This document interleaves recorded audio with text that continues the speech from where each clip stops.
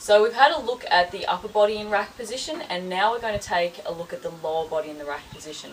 Lower body position is really important because you actually want the lower body to support the weight of the kettlebell. You don't want to be holding it really tight and using all the small muscles in your arm.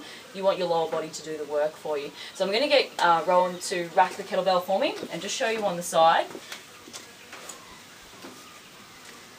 Beautiful. So you'll notice that his legs are nice and straight.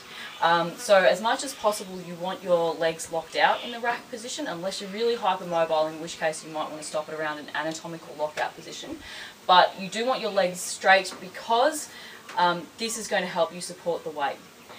It's also going to allow your quads to rest while you're in the rack position, which becomes important if you then go on to do things like high repetition jerks.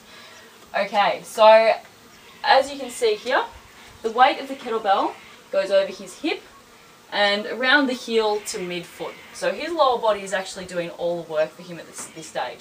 Now Rowan's got a very different body type from me, so I'll rack the kettlebell now and just show you the difference. So I've got sort of longer limbs, a bit more flexible through the hips, those sorts of things.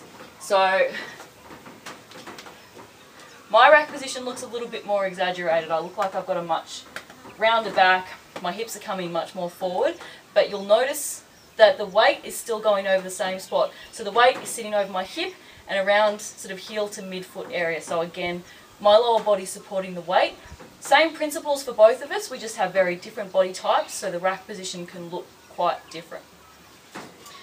Okay, so in rack position, you want to make sure that your legs are straight and that the weight is sitting over hip and around heel to midfoot, so that your lower body is taking on the weight for you and your upper body is not getting overused in the rack position.